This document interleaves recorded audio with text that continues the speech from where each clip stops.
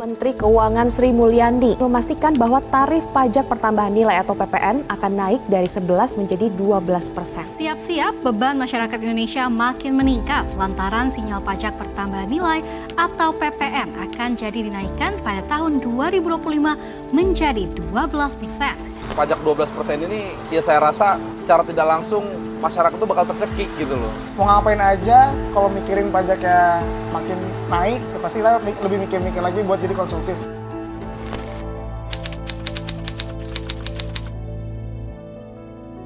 Ketika sebuah negara kekurangan uang, cara paling gampang adalah naikin pajak. Mau pajak penghasilan, pajak pertama nilai atau PPN, atau pajak yang lainnya.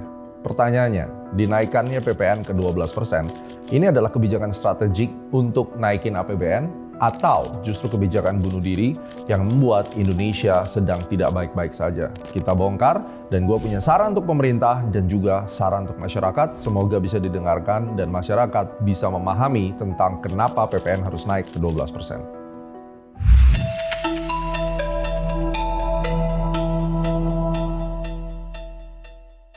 Tahun 2022, Indonesia menaikkan pajak pertambahan nilai ke 11%. Pada saat itu, masyarakat tidak bergejolak. Di tahun 2024, melihat adanya kebutuhan untuk menaikkan APBN, pemerintah menaikkan lagi menjadi 12% di tahun 2025. Masyarakat mulai bergejolak dan mulai menyampaikan aspirasi melalui logo biru. Pertanyaannya adalah, berapa sih VAT, Value Added Tax atau PPN yang ada di Southeast Asia? Gue punya data bahwa ternyata Indonesia memasuki peringkat kedua tertinggi VAT-nya di seluruh Asia Tenggara. Nomor satu siapa yang pegang? Philippines.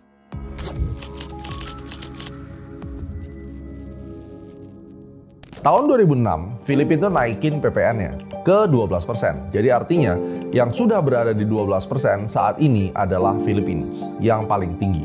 Sedangkan kayak Singapura, Malaysia itu justru di bawah ya. Malaysia itu kalau nggak salah peringkat ke-8 ya, dan Singapura lebih tinggi dikit. Tapi negara Malaysia dan negara Singapura itu majunya luar biasa dan kalian bisa lihat. Nah, kita bahas sedikit apa sih dampaknya kalau PPN itu dinaikkan terhadap GDP, terhadap consumer confidence, dan terhadap kehidupan masyarakat. Karena ini adalah 3 poin yang ada di sini. Philippines waktu pertama kali dinaikkan, otomatis secara teori inflasinya langsung naik karena semua harga-harga naik dan ya, of course, service, terus penjualan barang-barang, semua cost atas kenaikan PPN itu pasti di-pass over kepada masyarakat dan akhirnya masyarakat perlu membayar lebih mahal. Baik itu makan di restoran, beli barang, dan seterusnya. Pada saat dinaikannya PPN di Philippines, yang terjadi adalah consumer confidence di Philippines langsung drop, inflasinya naik, dan pada akhirnya memang GDP Philippines naik. Pendapatan negara tersebut dan pertumbuhan ekonominya naik pesat ketika PPN menjadi 12%. Namun, Philippines sukses mensejahterakan rakyatnya pada saat itu, memberikan gerakan-gerakan yang membantu pertumbuhan di sektor real di dunia usaha, masyarakat retail di Philippines.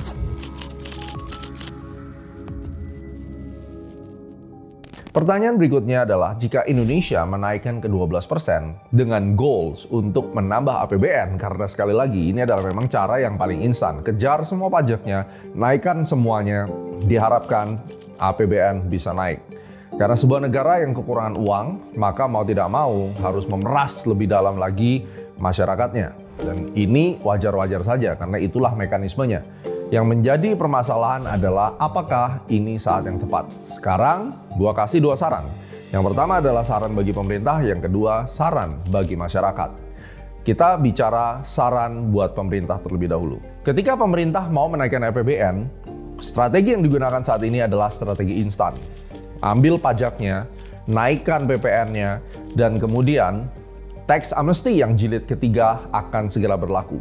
Banyak masyarakat berpikir bahwa rakyat miskin ditekan, rakyat yang kaya di-push lebih dalam lagi. Yang menjadi permasalahan adalah tax amnesty yang ketiga ini kan juga diharapkan orang-orang tuh bawa uangnya masuk ke negara kita, diputihkan, dan kemudian uang itu bisa masuk di dalam negara kita. Yang terjadi adalah beberapa teman-teman saya mengatakan bahwa kemungkinan besar tax amnesty itu adalah jebakan.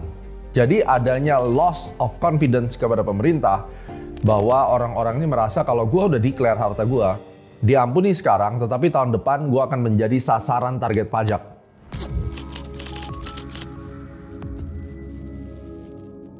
Ini yang terjadi di kalangan masyarakat. Jadi saran buat pemerintah, terjadinya penurunan kepercayaan terhadap pemerintahan, khususnya pajak, ini justru akan menjadi bumerang.